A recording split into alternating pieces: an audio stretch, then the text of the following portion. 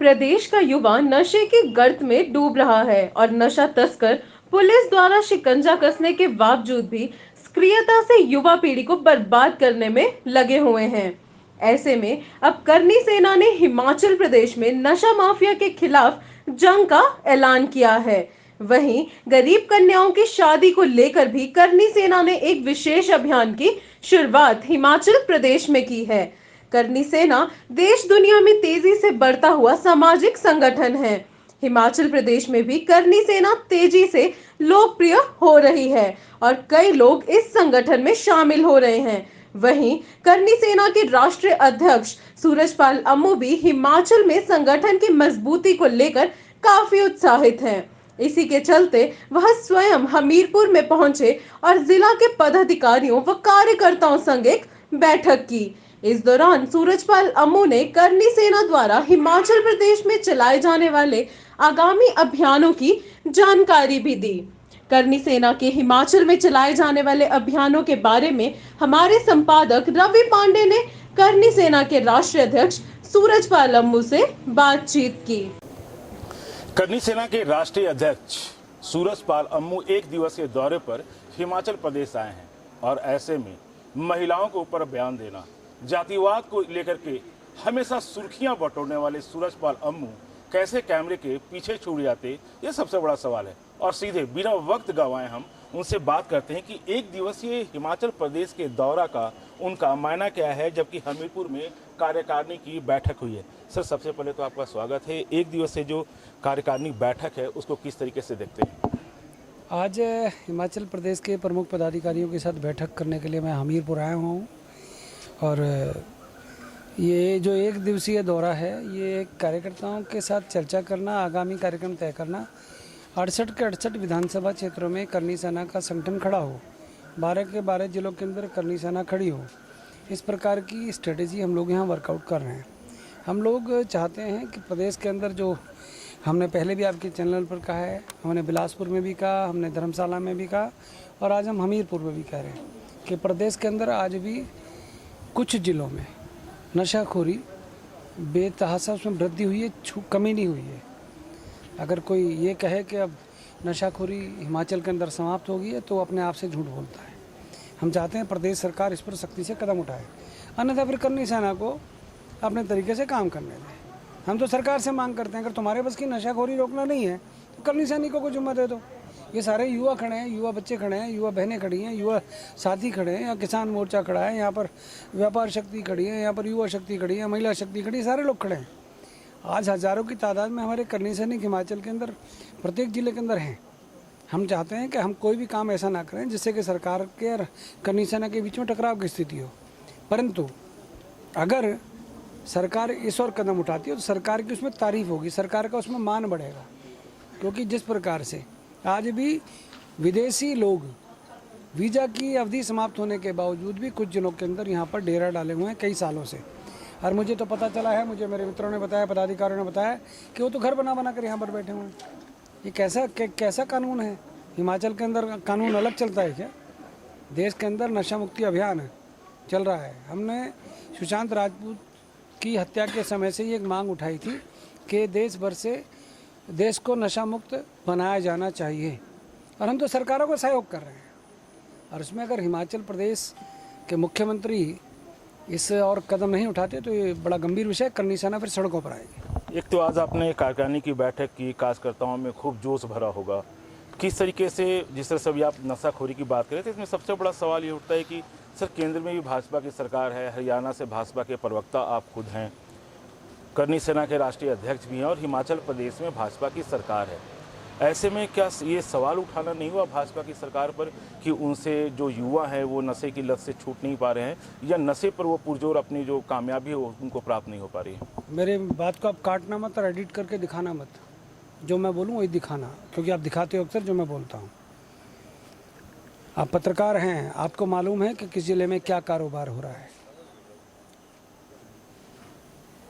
मैं भाजपा का कार्यकर्ता हूँ, सच बोलने से कभी पीछे नहीं हटता। मेरा देश का प्रधानमंत्री कहता है ना खाऊंगा ना खाने दूंगा।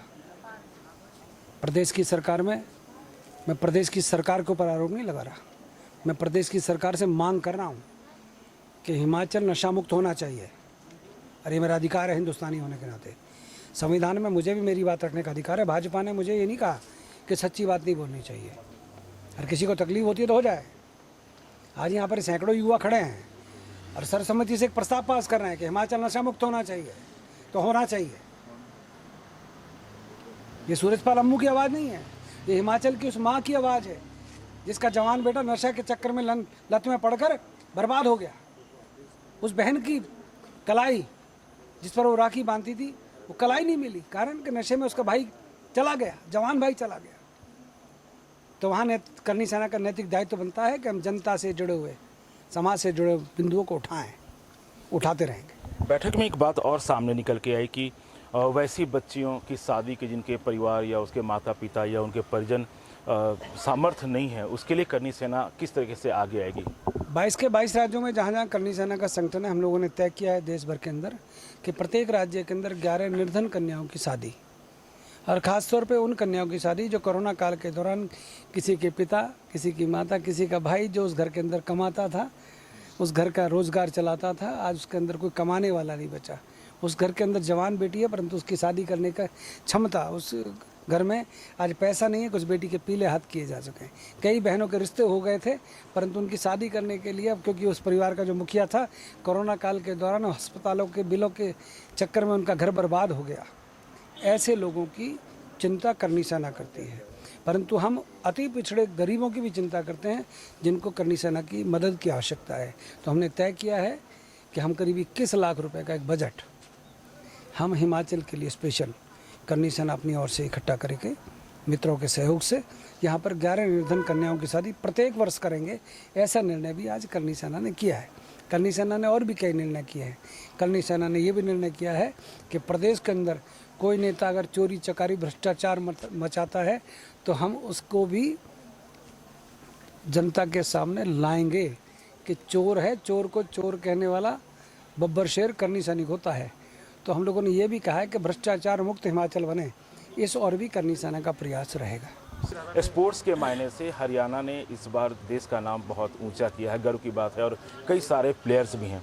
सूरजपाल अम्मू हिमाचल में आके करनी सेना की तो बात करते हैं, लेकिन करनी सेना क्या यहाँ की मूलभूत सुविधाओं को भी सरकार के समक्ष उठाएगी, या खेल को लेकर के जयराम ठाकुर को जो प्रदेश के सूबे के मुखिया हैं उनको किस तरीके से हरियाणा के तर्ज पर खेल को आगे लेकर आना चाहिए? मैं स्वयं खेल संघों से जुड़ा हुआ हूँ। मैं हरियाणा फुटबॉल संघ का अध्यक्ष हूँ, हरियाणा जिम्नास्टिक संघ का अध्यक्ष हूँ।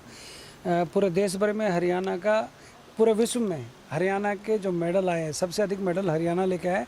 मुझे इस बात पे गर्व है कि हरियाणा सबसे अधिक मेडल जो वो है देश भर के राज्यों में, उसमें हरियाणा आगे है। परंतु प्रत्येक राज्यों में इस प्रकार के खिलाड़ी आगे आए जहाँ पर खिलाड़ी हैं, योग्य खिलाड़ी हैं।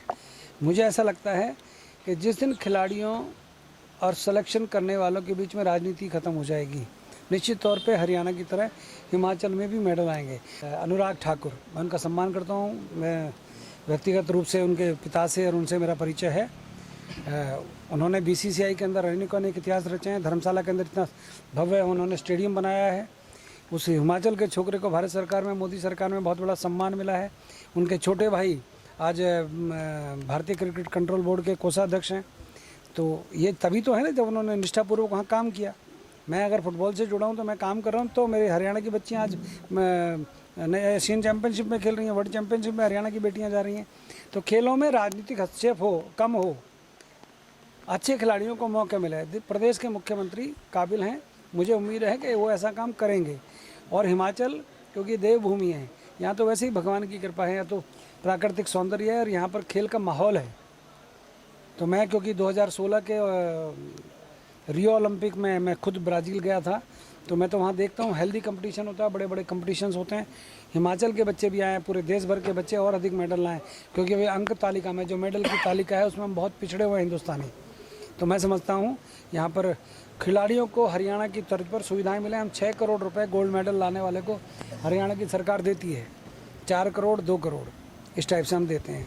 तो 6 और 4 करोड़ अगर हिमाचल सरकार भी अगर देगी तो निश्चित तौर पे हिमाचल के खिलाड़ी भी आगे आएंगे और हिमाचल का नाम रोशन करेंगे। एक दिवसीय बैठक में कार्यकर्ताओं को जब संबोधित कर रहे थे सूरजपाल अम्मू, उन्होंने 2 टूक में कहा है कि करनी सेना नशे को लेकर के आगे आए और करनी सेना को ये भी दिशा निर्देश दिया गया है कि प्रदेश में अगर कोई नेता भ्रष्टाचारी घुसखोरी की काम में पकड़ा जाता है उसको भी सामने लेकर के आए। कैमरा पर्सन गफूर खान के साथ मुझे दीजिए इजाजत और देश और प्रदेश की तमाम बड़ी खबरों को देखने के लिए बने रहिए RV7 न्यूज के साथ।